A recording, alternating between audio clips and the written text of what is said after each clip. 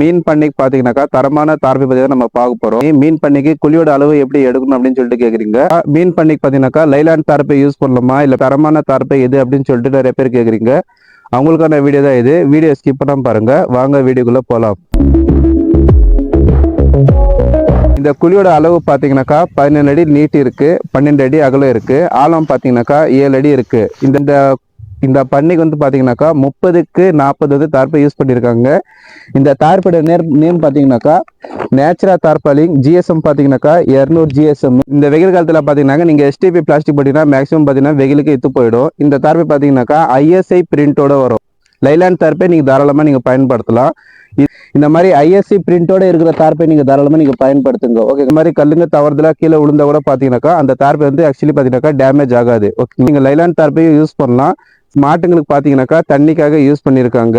பண்ணிக்கு நீங்க பயன்படுத்துறவங்க பாத்தீங்கன்னாக்கா இந்த நேச்சுரல் தார்ப்பை நீங்க 100% நீங்க ஐஎஸ்சி பிரிண்டோட நீங்க தாராளமா நீங்க பயன்படுத்தலாம். குழியோட அளவு எப்படி எடுக்கணும் அப்படின்னு பாத்தீங்கன்னாக்கா மேல இருந்து கீழே போயிட்டு இந்த லாஸ்ட்ல இருந்து வந்து மேல இருந்து கீழே ஒரு 2 அடி, அந்த லாஸ்ட்ல இருந்து பாத்தீங்கன்னாக்கா மேல 2 அடி, கீழே அந்த ஆழம் அந்த சைடு லென்த்ல இருந்து அப்படியே நீட்ல வாங்க, மேலே ஏத்துங்க. டேக்கப் பண்ணிட்டு உங்களோட ஃபீட்பேக்கை சொல்லுங்கன்னு சொன்னாரு. பரவாயில்ல, எங்களுக்கு வந்து அவர் எப்படி இது பண்ணாரோ அதே மாதிரி எங்களுக்கு இருக்கு. இதை எடுத்துட்டு வந்தோம்.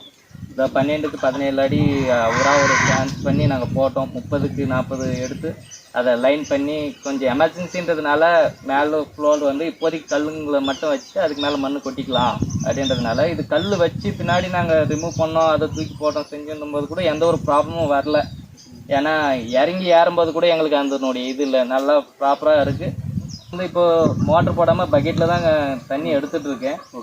அதில் அந்த ஷேக்கில் வந்து ஒரு சில இது அடித்து கூட ஒரு அளவுக்கு பரவாயில்ல. என்னை பொறுத்த வரைக்கும் நான் கொடுத்த பணத்துக்கு எனக்கு தெளிவான ஒரு தார்ப்பை கிடைச்சிருக்குன்னு தான் நான் சொல்லுவேன். அக்கா, இந்த வீடியோ பார்க்குற நீங்களும் பார்த்தீங்கன்னா இந்த வெயில் காலத்தில் உங்களுக்கு சப்போஸ் இந்த மாதிரி மீன் பண்ணிக்கோ இல்லை இந்த மாதிரி குட்டை நோண்டிட்டு நீங்கள் தண்ணி சேவ் பண்ணுறீங்க அப்படின்னாக்கா இந்த மாதிரி ஐஎஸ்சி பிரிண்டோட இருக்கிற தார்ப்பை நீங்கள் எடுங்க. ஓகேங்களா? கம்பல்சரி பார்த்தீங்கன்னாக்கா லைஃப் வந்து உங்களுக்கு பார்த்தீங்கன்னா 3 இயர்ஸ் 4 இயர்ஸ் கம்பல்சரி உங்களுக்கு லைஃப் கம்பல்சரி வந்துடும். உங்களுடைய ஆதரவு ரொம்ப ரொம்ப நன்றிங்களா.